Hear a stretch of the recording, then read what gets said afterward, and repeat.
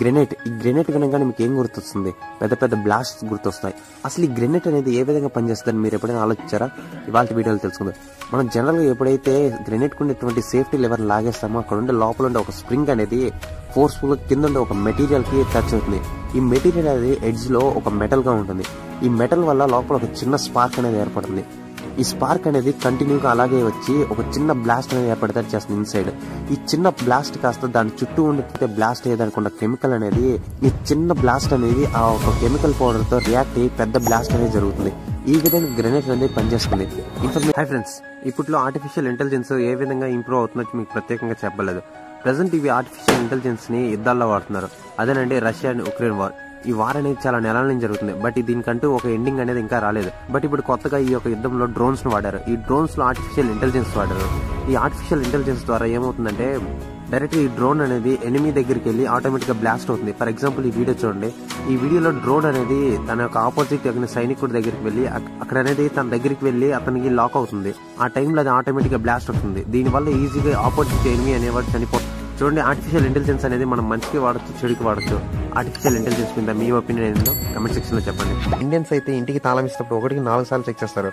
అసలు ఈ తాళాల సిస్టమ్ అనేది ఏ విధంగా పనిచేస్తారని మీరు ఎప్పుడైనా ట్రై చేస్తారా? మనం తాళానికి ఉపయోగించే కీ అనేది ఎందుకని కర్వ్ షేప్ లో ఉంటుంది? అసలు ఈ తాళం పెట్టిన తర్వాత లోపల జరిగే మెకానిజం ఏ విధంగా ఉంటుంది? ఇవాళ వీడియోలో తెలుసుకుందాం. జనరల్ తాళానికి ఉండేటువంటి కర్వ్డ్ షేప్సే మన యొక్క లాకింగ్ సిస్టమ్ కి మెయిన్ ప్రొటెక్షన్. ఈ కర్వ్డ్ సిస్టమ్స్ అనేవి కరెక్ట్ గా లేకపోతే లాక్ అనేది ఓపెన్ కాదు. ఒక చిన్న కర్వ్ అయినా తప్పుగా ఉన్నా కానీ లాక్ అనేది ఓపెన్ కాదు. అది ఎందుకంటే మనం ఎప్పుడైతే తాళం అనేది లోపల ఇన్సైడ్ చేస్తామో లోపల నాచెస్ ఉంటాయి. అంటే లోపల నాచెస్ అనేవి ఉంటాయి. ఈ నాచెస్ అంటే ఏమీ కాదు, స్ప్రింగ్స్ ద్వారా 2 పార్ట్స్ గా డివైడ్ ఉంటుంది. ఈ పార్ట్స్ అనేవి ఎప్పుడైతే కరెక్ట్ గా ప్లేస్ అయి ఉంటాయో ద్వారా ఈ నాచెస్ అన్ని సేమ్ హైట్ కి వచ్చినప్పుడు మన కీ అనేది ఓపెన్ చేస్తే ఓపెన్ అవుతుంది. ఒకవేళ కర్వ్స్ కానీ మిస్ మ్యాచ్ కానీ అయితే మాత్రం ఈ లాక్ అనేది ఓపెన్ కాదు. ఈ విధంగా లాకింగ్ సిస్టమ్ అనేది చేయబడుతుంది. బాడీలో ప్రతి ఒక్క ఆర్గానిజం అనేది కరెక్ట్ గా వర్క్ చేస్తే మనం బతకగలుగుతాం. వీటితో పాటు మన బాడీలో ఖచ్చితంగా బ్లడ్ ఫ్లో అనేది ఖచ్చితంగా కావాలి. ఎందుకంటే మన బాడీలో ప్రతి ఒక్క ఆర్గాన్ పనిచేయాలంటే బ్లడ్ ఫ్లో అనేది చాలా ఇంపార్టెంట్. ఒకవేళ మన బాడీలో ఉన్నటువంటి బ్లడ్ ఫ్లో అనేది సడన్ గా అక్కడ లాక్ అయితే అప్పుడు ఏమవుతుంది? దీనివల్ల ఆ ఏరియాలో మనకి అక్కడ ఉండే బోన్స్ కానీ మజిల్స్ కానీ ఏవి అనేవి వర్క్ అక్కడ చాలా పెయిన్ వస్తున్నట్టు ఉంటుంది, పెరాలసిస్ అయిపోతాయి. బట్ బాడీలో బ్లడ్ క్లాట్ అయినప్పుడు డాక్టర్స్ అనేవి డిఫరెంట్ మెథడ్స్ అనేవి వాడతారు.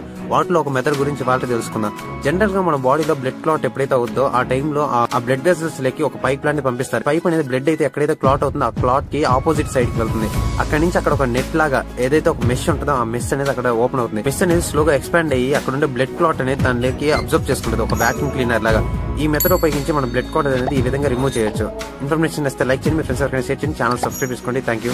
మిలిటరీలో జెట్స్ ని ఎయిర్ క్రాఫ్ట్ ల్యాండర్ మీద ఏ విధంగా ల్యాండ్ చేస్తారో మీకు తెలుసా? అయితే ఇప్పుడు చెప్తా తెలుసుకోండి. జనరల్ మీద ఎయిర్ క్రాఫ్ట్ ల్యాండర్ అనేవి 200 నుంచి 300 ఫీట్స్ మాత్రమే ఉంటాయి. ఇటువంటి టైంలో జెట్స్ అనేవి ల్యాండ్ అవ్వడం చాలా కష్టం అవుతుంది. బట్ జెట్ అనేది ల్యాండ్ అయ్యేటప్పుడు ఆ ఒక ఎయిర్ క్రాఫ్ట్ రన్వే మీద మొత్తం 4 స్టీల్ వైర్స్ అనేవి ఉంటాయి. ఈ స్టీల్ వైర్స్ ఎందుకంటే ఎప్పుడైతే రన్వే మీద జెట్ అనేది ల్యాండ్ అవుతుందో ఆ టైంలో జెట్ యొక్క బ్యాక్ సైడ్ ఒక హుక్ ఉంటుంది. ఈ హుక్ అనేది గట్టిగా వైర్ ని హోల్డ్ చేసినప్పుడు ఆ టైంలో ఆ జెట్ అనేది ఆగుతుంది. అలాగే జెట్ అనేది ల్యాండింగ్ టైంలో దాని స్పీడ్ అనేది ఎటువంటి టైంలో కూడా డిక్రీస్ చేయదు, మాక్సిమం ఇంక్రీస్ చేయడానికి చూస్తారు. ఎందుకంటే ఒకవేళ హుక్ అని తగిలిపోతే ఒక జెట్ అనేది మళ్ళీ టేక్ ఆఫ్ అయ్యేదానికి, ఒకవేళ టేక్ ఆఫ్ అయ్యేంత స్పీడ్ గా లేకపోతే ఆటోమేటిక్ అది ఓషన్ లో పడిపోతుంది.